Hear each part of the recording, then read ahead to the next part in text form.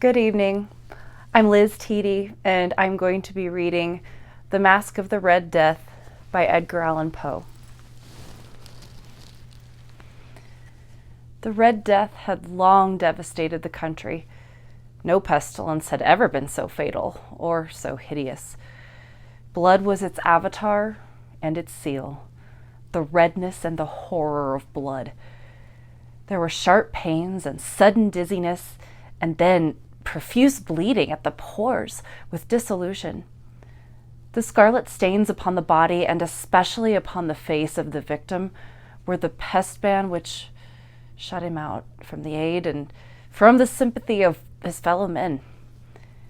And the whole seizure, progress, and termination of the disease were incidents of half an hour. But the Prince Prospero was happy and dauntless and sagacious. When his dominions were half depopulated, he summoned to his presence 1,000 hale and light-hearted friends from among the knights and dames of his court, and with these retired to the seclusion of one of his castellated abbeys. This was an extensive and magnificent structure, the creation of the prince's own eccentric yet august taste. A strong and lofty wall girdled it in. This wall had gates of iron. The courtiers, having entered, brought furnaces and massy hammers and welded the bolts. They resolved to leave means neither of ingress nor egress to the sudden impulses of despair or of frenzy from within. The abbey was amply provisioned. With such precautions, the courtiers might bid defiance to the contagion. The external world could take care of itself. In the meantime, it was folly to grieve or to think. The prince had provided all the appliances for pleasure. There were buffoons, there were improvisatori, there were ballet dancers, there were musicians, there was beauty, and there was wine. All these and security were within. Without was the Red Death. It was towards the close of the 5th or 6th month of his seclusion, and while the pestilence raged most furiously abroad, that the Prince Prospero entertained his 1,000 friends at a masked ball of the most unusual magnificence. It was a voluptuous scene, that masquerade. Oh, but first, let me tell you of the rooms in which it was held. These were 7, an imperial suite. In many palaces, however, such suites form a long and straight vista, while the folding doors slide back nearly to the walls on either hand, so that the view of the whole extent is scarcely impeded. Here, the case was very different, as might have been expected from the Duke's love of the bizarre. The apartments were so irregularly disposed that the vision embraced but little more than one at a time. There was a sharp turn every 20 or 30 yards, and at each turn a novel effect. To the right and left, in the middle of each wall, a tall and narrow Gothic window looked out upon a closed corridor which pursued the windings of the suite. These windows were of stained glass, whose color varied in accordance with the prevailing hue of the decorations of the chamber into which it opened. That at the eastern extremity was hung, for example, in blue, and vividly blue were its windows. The second chamber was purple in its ornaments and tapestries, and here the panes were purple. The third was green throughout, and so were the casements. The fourth was furnished and lighted with orange, the fifth with white, and the sixth with violet. The seventh apartment was closely shrouded in black velvet tapestries that hung all over the ceiling and down the walls, falling in heavy folds upon the carpet of the same material and hue. But in this chamber only, the color of the windows failed to correspond with the decorations. The panes here were scarlet, a deep blood color. Now, in no one of the 7 apartments was there any lamp or candelabrum, amid the profusion of golden ornaments that lay scattered to and fro or dependent from the roof. There was no light of any kind emanating from the lamp or candle within the suite of chambers. But in the corridors that followed the suite, there stood, opposite to each window, a heavy tripod bearing a brazier of fire that projected its rays through the tinted glass and so glaringly illuminated the room, and thus were produced a multitude of gaudy and fantastic appearances.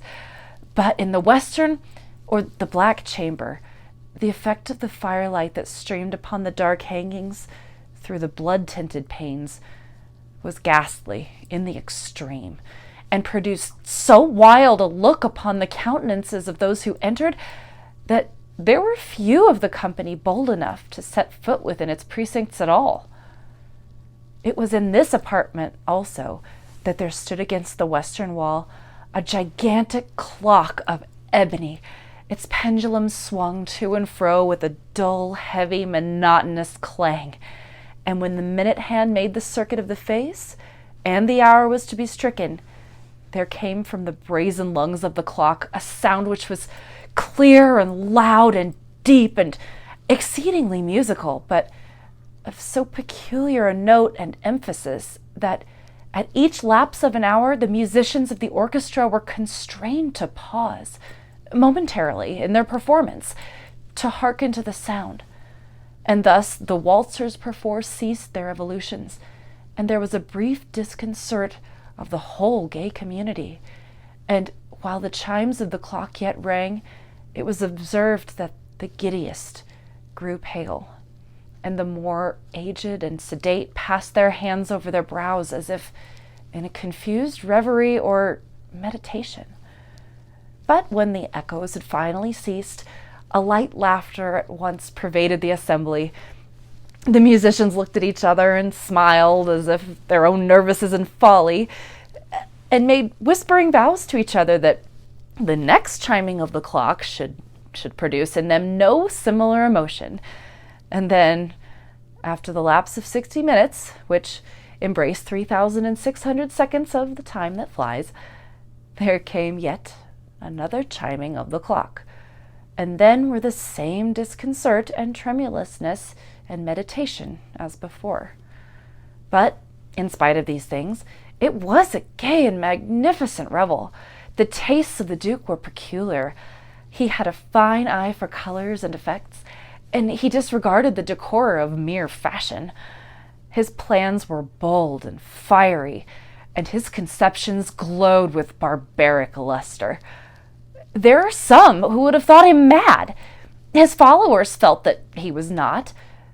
It was necessary to hear and see and touch him to be sure that he was not. He had directed, in great part, the movable embellishments of the 7 chambers, upon occasion of this great feat, and it was his own guiding taste which had given character to the masqueraders. Be sure, they were grotesque. There were much glare and glitter and piquancy and phantasm, much of what has been seen since Hernani. There were arabesque figures with unsuited limbs and appointments. There were delirious fancies such as the madman fashions.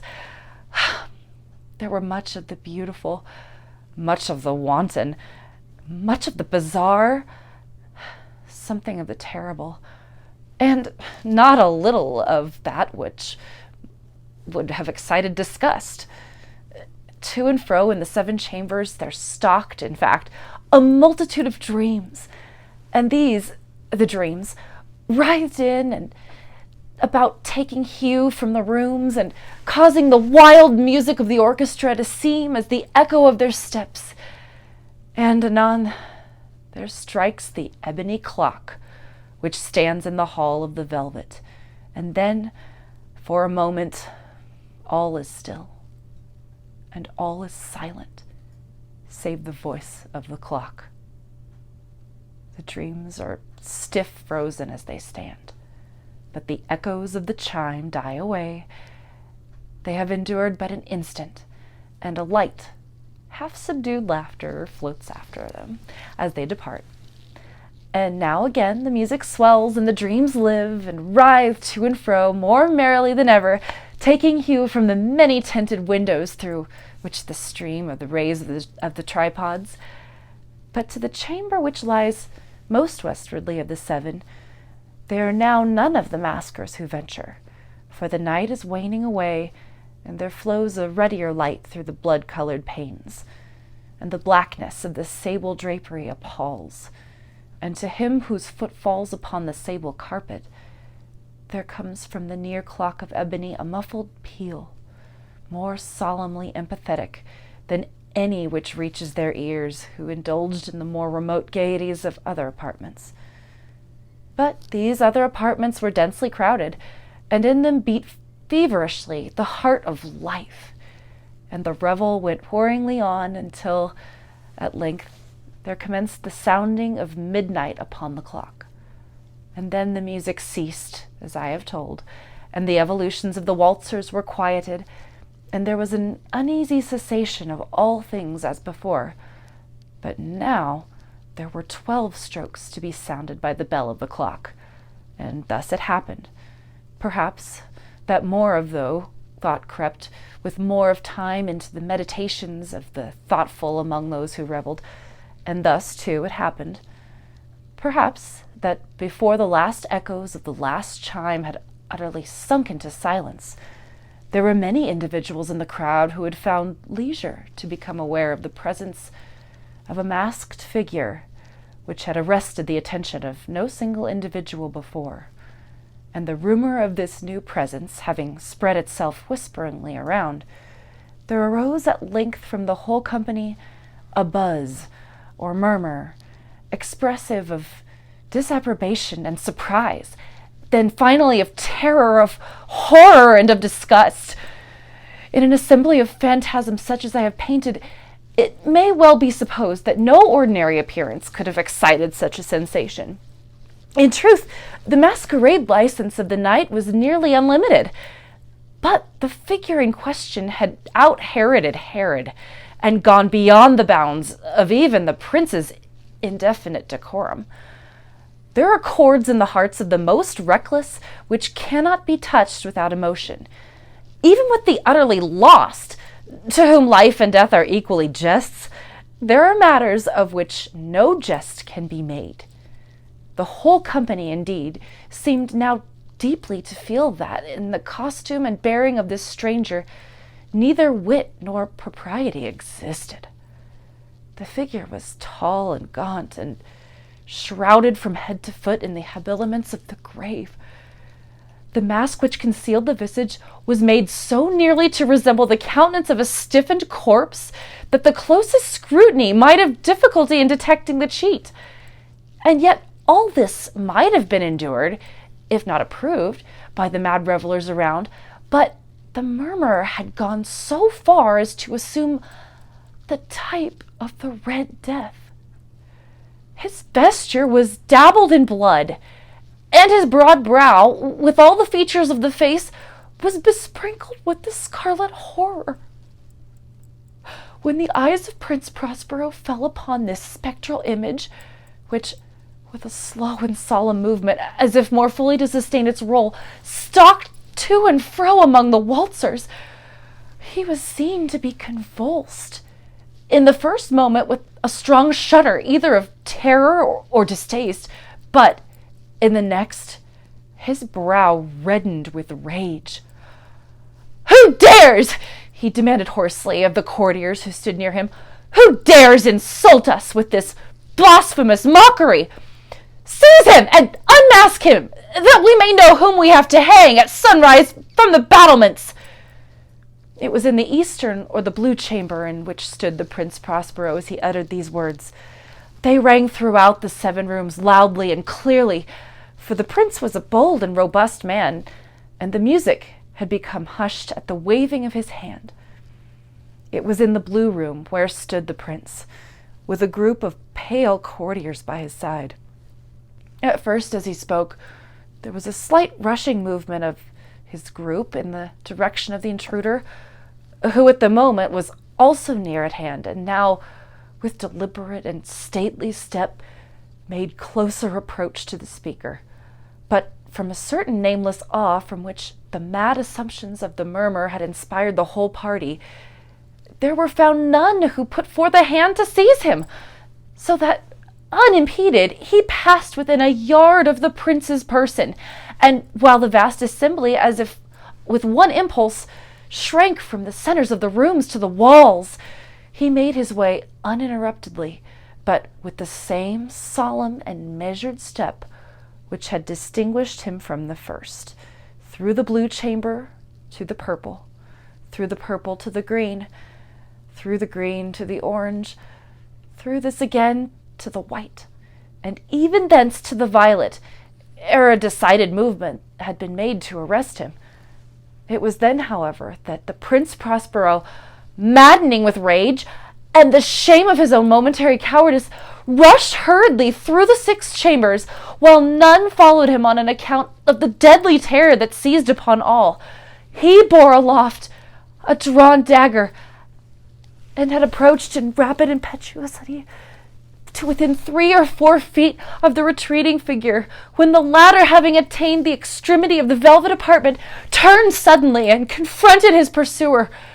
There was a sharp cry, and the dagger, gleaming on the sable carpet, dropped, upon which instantly afterward fell prostrate in death the Prince Prospero. Then, summoning the wild courage of despair, a throng of revelers at once threw themselves into the black apartment, and seizing the mummer, whose tall figure stood erect and motionless within the shadow of the ebony clock, gasped in unutterable horror at finding the grave cerements and corpse-like mask, which they handled with so violent a rudeness, untenanted by any tangible form. And now was acknowledged the presence of the Red Death. He had come like a thief in the night, and one by one dropped the revelers in the blood-bedewed halls of their revel, and died, each in the despairing posture of his fall. And the life of the ebony clock went out with that of the last of the gay, and the flames of the tripods expired, and darkness and decay and the Red Death held illimitable dominion over all.